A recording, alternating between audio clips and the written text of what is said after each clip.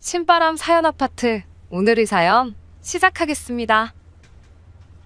안녕하세요. 저희는 현재 미국 동부에서 거주 중인 가족입니다. 얼마 전에 한국에 남아있는 시댁 식구들과 완전하게 연을 끊었네요. 처음 저희가 미국으로 이민을 가기로 결정했을 때 고민이 많았습니다. 지금이야 한국도 잘 사는데 뭐하러 이민은 가느냐고들 하지만 저 때는 아니었거든요. 그때는 분명 인생 역전의 기회가 있었어요.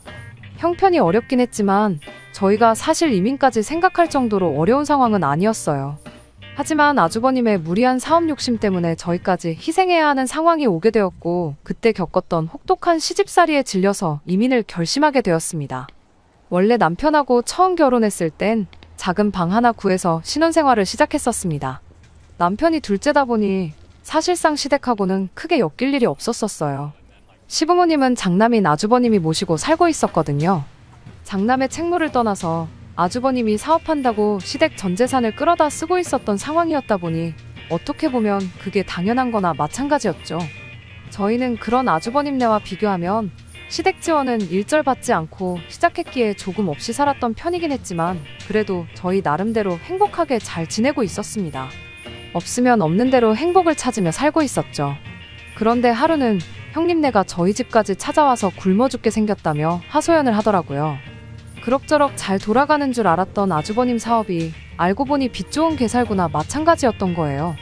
일단 인건비라도 줄여보겠다고 직원들을 전부 해고시켰는데 막상 그렇게 하고 나니 일손이 딸려서 사업을 돌리기가 힘든 상황이었답니다. 그러면서 저희 남편 보고 사업 자리 잡을 때까지만 좀 도와달라고 찾아왔던 거예요.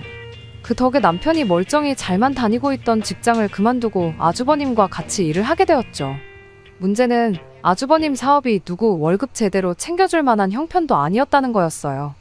남편이 뭐 해결사도 아니고 전문 경영인도 아닌데 남편이 가서 도와준다고 해서 망해가는 사업이 갑자기 살아나거나 할 리가 없었습니다. 애초에 저희한테 도움을 요청했던 것도 당장 가족이면 인건비 조금 밀려도 될 것 같으니까 직원들 다 해고해버리고 그 자리에 임시방편으로 남편을 꽂아 넣어서 싸게 부려먹을 계획이었던 거였어요. 아주버님을 도와준 지 반년이 다 돼가는 시점에 저희는 월급 구경은커녕 그동안 얼마 모아놓았던 돈까지 까먹어가면서 살아가야 했어요. 살고 있던 집에 얼마 안 되는 대출이자 갚을 형편도 안 되게 돼버리니 숨이 콱콱 막히더라고요. 남편은 그래도 가족인데 언젠간 주겠지 하면서 기다려보자고 했지만 제 입장에서는 참을 이유가 하나도 없었죠. 결국 제가 시댁까지 찾아가서 아주버님한테 우리 월급은 언제 줄 거냐 직접 물어봤습니다. 못해도 생활비랑 대출 갚을 만큼은 줘야 하는 거 아니냐 따졌더니 대신 다른 걸 제안해 오더라고요. 이참에 시댁에 들어와서 당분간 같이 지내면 어떻겠냐고요. 저희가 시댁에 들어와 살면 쓸데없이 이자로 돈을 버릴 이유도 없지 않냐고, 그리고 생활비도 일절 받지 않겠다고 몸만 들어와서 살라는 식이었죠. 사업만 제대로 돌아가면 밀린 월급은 한 방에 주겠다. 그러니 목돈 마련하는 기분으로 잠깐만 기다려주면 안 되겠냐 하는데 남편 월급은 안 줘도 시댁의 생활비는 꼬박꼬박 주고 있었나 본데 뭐 사업 자금이 전부 시부모님 재산 끌어다 쓰던 거니 어찌 보면 당연한 일이긴 하지만 솔직히 전혀 솔깃한 제안이 아니었어요. 그런데 옆에 있던 남편이 그거 좋은 생각이라며 당장 그렇게 하자고 대답을 해버린 겁니다. 집에 오는 길에 남편한테 그걸 나랑 상의도 없이 덜컥 결정해버리면 어떡하냐고 한마디 했죠. 남편 설명이 자기가 반년 정도 해봤으니 대충 자기도 보는 눈이 생겼다며 아무리 못해도 길어야 1년만 고생하면 확실히 돈이 벌릴 것 같다 하면서 그 정도는 할 수 있지 않냐고 저를 설득해오더라고요. 결국 그렇게 시댁에 들어가서 살게 되었는데 저를 기다리고 있던 건 혹독한 시어머니 시집살이였습니다. 이렇게 될 수도 있겠다는 건 어느 정도 예상은 하고 있었지만 시어머니는 제 예상보다 더 대단한 분이셨어요. 시어머니는 항상 제가 희생하길 바라셨습니다. 장남 사업만 잘 풀리면 하면서 늘 아주버님 편만 들었어요. 아주버님 사업이 잘 되기 위해선 남편이 무보수로 저렇게 개고생하는 건 물론이고 저 또한 시댁에서 시부모님 모시고 아주버님네 뒷바라지를 하면서 사는 게 당연하다고 생각하셨죠. 오히려 저를 생활비 한 푼도 안 내고 아주버님이 벌어오는 돈으로 밥만 축내는 사람 대접을 했습니다. 생활비를 안 내니까 너는 집에서 몸으로 때워야 한다며 저한테 온갖 집안일을 전부 시켰거든요.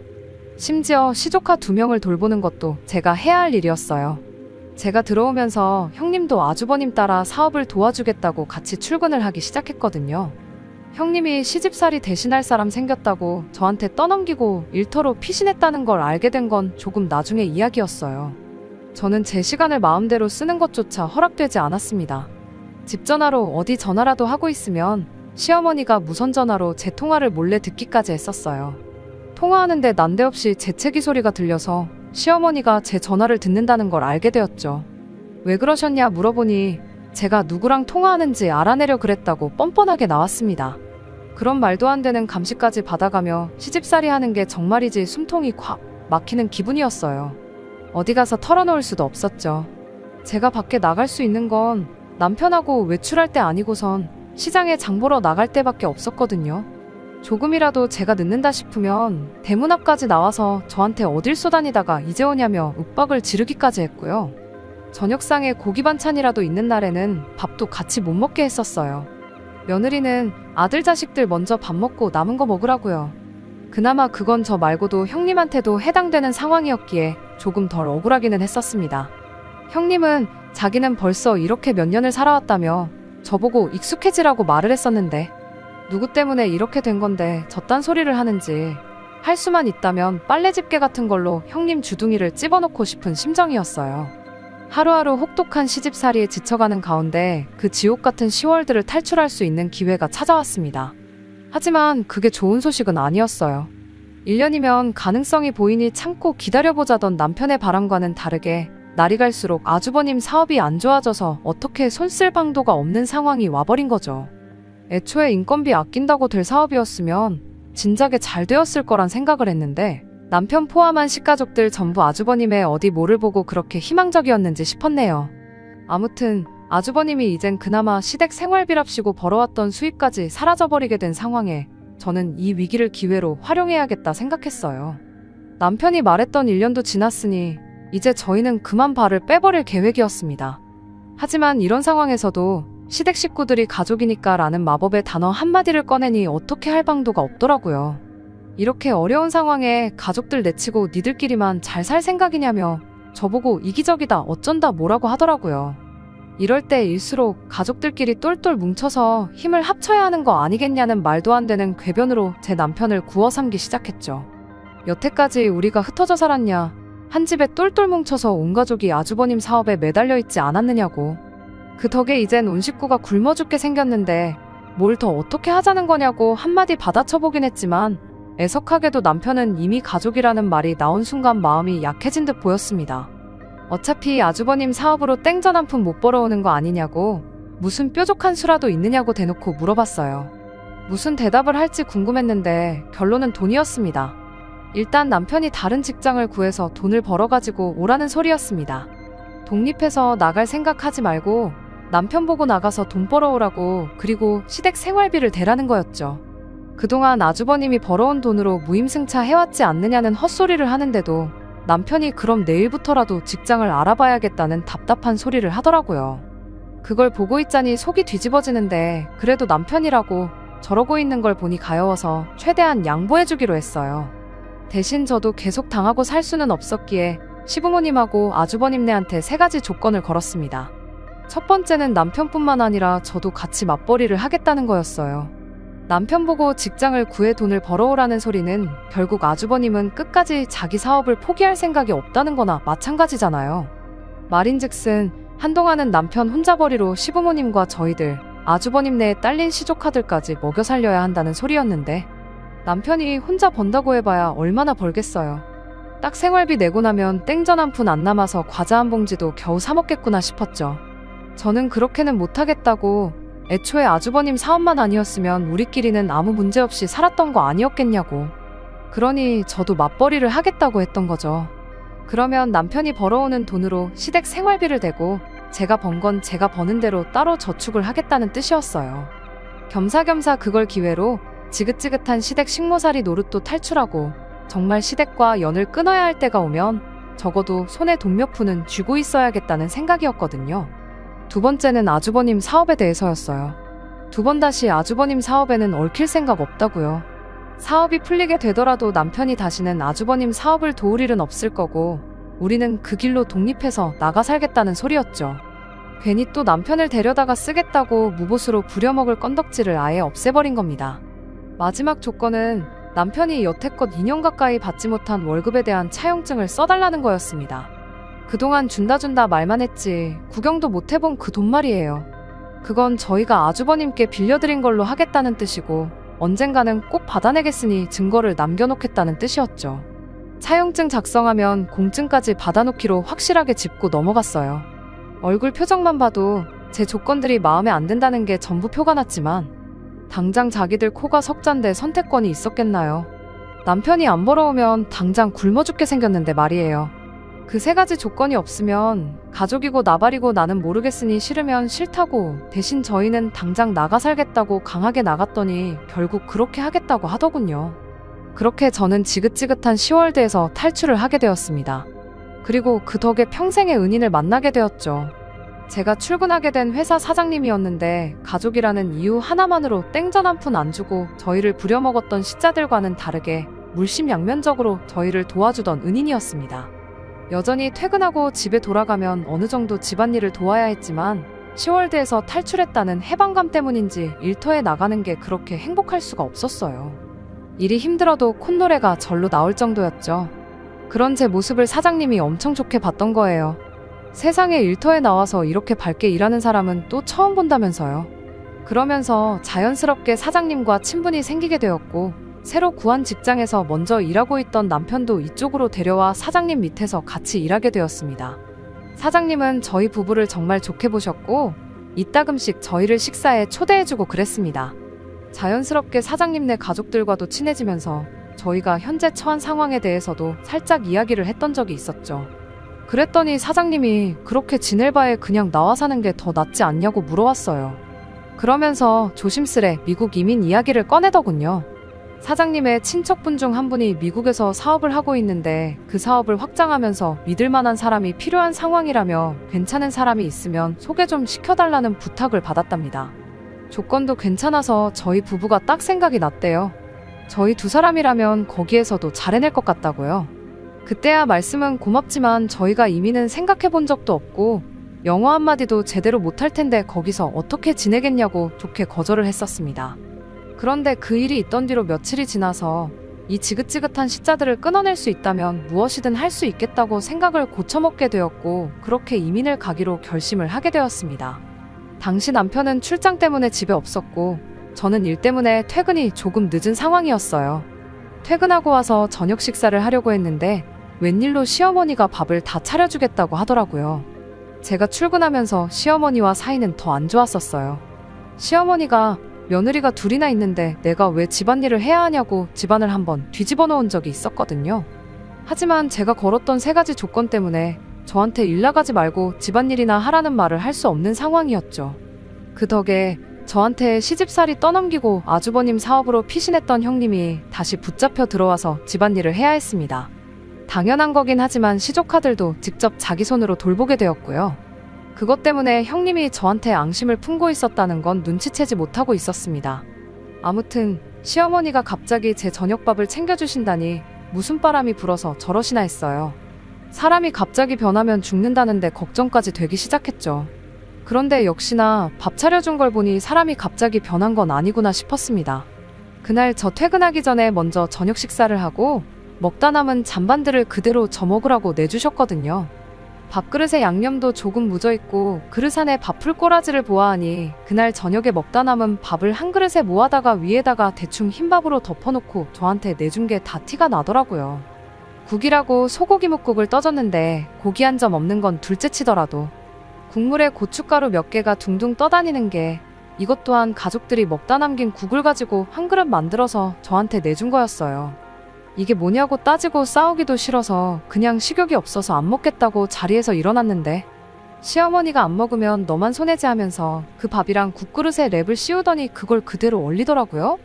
그건 왜 얼리시냐, 음식물 쓰레기 같은데 그냥 버리셔라 했더니 이 아까운 걸 왜 버리냐고 얼려놨다가 내일 그대로 데워서 줄 테니 저보고 먹으라고 하는 겁니다. 어이가 없어서 누가 봐도 먹다 남긴 음식 모아다가 저한테 준 거 뻔히 보이는데 제가 그걸 왜 먹냐고 따졌어요. 시어머니는 내 가족 한 식구들이 먹은 건데 더럽긴 뭐가 더럽냐고 옛날에 며느리들은 다 이렇게 밥을 먹었다고 하는 겁니다. 형님이 슬쩍 나와서 한마디 보태는데 생활비도 없는데 한 푼이라도 아껴야 하지 않겠냐며 이젠 돈 좀 버니까 어른들이 우습게 보이냐고 그러는 거 아니라고 뭐라 하더라고요. 그때 이게 시어머니랑 형님의 합작이라는 걸 눈치채게 되었고 형님이 저한테 앙심을 품고 있다는 것도 알게 되었죠. 같은 며느리라고 이해해주는 척하면서 익숙해지라고 하더니 알고 보니 심보가 뒤틀린 게 시어머니보다 더하면 더했지 절대 덜한 사람은 아니더라고요. 그때 저는 결심했어요. 이 시자들하고는 2번 다시 상종도 하지 말아야겠다고요. 다음날 출장 다녀온 남편한테 이민을 가야겠다고 말을 꺼냈죠. 남편은 갑자기 왜 그러냐며 저를 말렸지만 전날 있던 일을 듣더니 아무 말도 잊지 못하더라고요. 하기야 세상 어떤 남편이 그 상황에서 어떻게 자기 가족들 편을 들 수 있겠나요. 아무튼 나는 이제 당신 가족들하고 엮이고 싶지도 않고 가족 앞에서 마음 약해지는 당신 때문에 내 스스로까지 희생할 생각 없다고. 이렇게 사람 대접도 못 받고 살고 싶은 생각은 추호도 없다고 딱 잘라 말했어요. 굳이 한국에 남아서 가족들 돕고 싶다면 나도 말리지는 않겠다고 대신 나는 더는 할 생각 없으니까 할 거면 혼자서 실컷 하라고 했죠. 저는 이혼을 해서라도 이 기회를 놓칠 생각이 없다고요. 남편도 그제서야 저한테 사과를 해왔어요. 가족도 아닌데 자기 때문에 그동안 고생 많았다고 이제는 진짜 제 편이 되어주겠다고 말이죠. 그날 당장에 출근해서 사장님 찾아가 미국 그까짓 거 거지 같은 시댁에서도 살았는데 거기서 내가 못 살 게 뭐가 있냐고 이민 가겠다고 도와달라고 말했어요.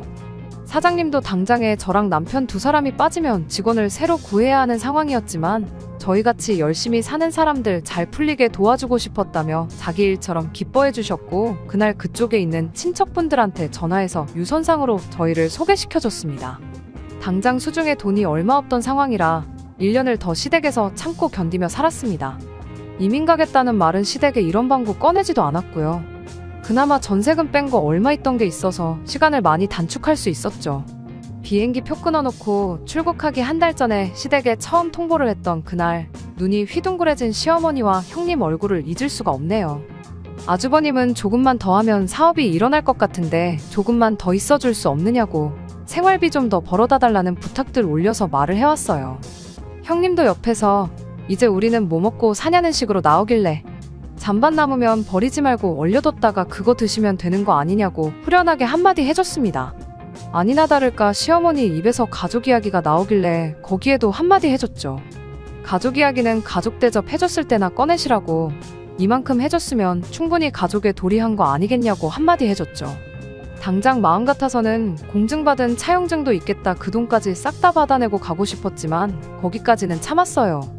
이미 시댁 식구들 2눈이 휘둥그레져서 당황하는 꼴을 보니 어느 정도 마음도 풀렸고 이민에 대한 확신도 생겼거든요. 이민 떠나서 15년 동안 고생해서 자리 잡은 이야기는 짧게 정리할게요. 제가 나중에 자서전을 쓰더라도 너무 지루해서 할 이야기가 별로 없을 것 같아요. 대충 정리하자면 소개받은 친척분 밑에서 일을 시작했고 그쪽에서 영주권도 해결해줘서 자리를 잡을 수 있었습니다. 이민 첫 해에 아이까지 생겨서 더 열심히 일을 했고 일 배운 지 10년이 지나니 저희한테 가지고 있던 사업체 하나를 양도해 주셨어요.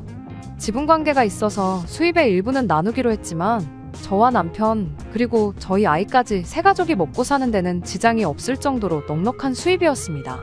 저희도 완전히 자리를 잡았다 보니 저희도 이제 저희들만의 사업을 구상하기 시작했어요. 미국에서 사업하면서 느낀 건 믿을 사람 구하는 게 참 쉬운 일이 아니라는 거였죠. 그러다 남편이 아주버님 이야기를 꺼내왔어요. 가족들만큼 믿을 만한 사람이 또 어디 있겠냐면서 말이죠. 15년을 연락도 안 하고 살았더니 그렇게 치를 떨도록 싫어했던 마음도 조금 옅어졌었나 봐요. 하지만 그렇다고 해서 아주버님과 동업을 하고 싶은 생각은 추호도 없었죠.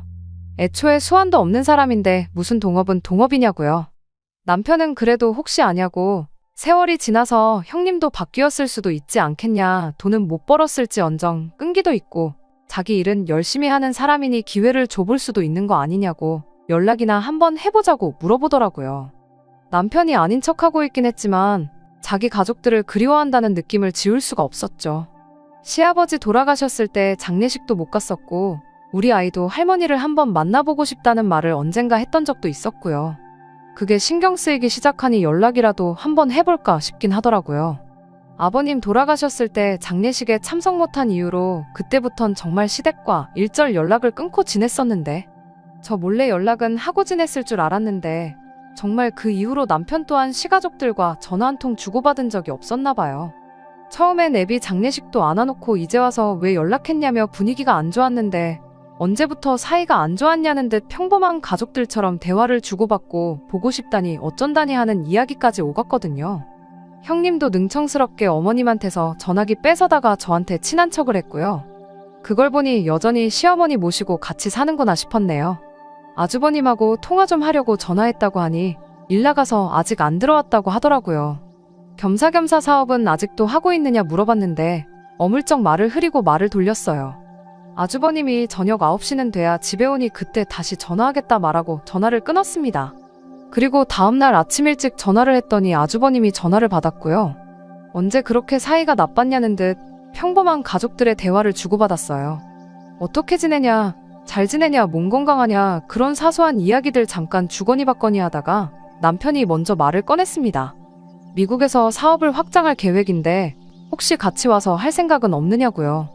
아주버님은 살짝 고민하는 듯한 투로 대답을 했어요.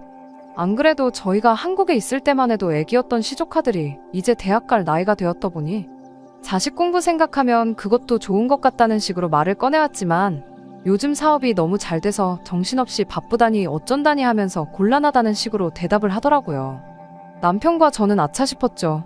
사실 진작에 사업은 말아먹지 않았을까 생각했는데 정신없이 바쁠 정도로 잘 된다니까 말이에요. 저희가 처음 왔을 때와는 다르게 요즘은 한국에서 돈 잘 벌면 굳이 미국까지 나와서 살 이유가 하나도 없거든요. 그래서 당연히 안 오겠거니 싶어서 알겠다 말하고 가끔씩 이렇게 연락이나 주고받자 말하고 빠른 포기를 했죠. 그런데 당장 곤란하겠다고 대답한 아주버님이 순식간에 태도를 바꾸더군요.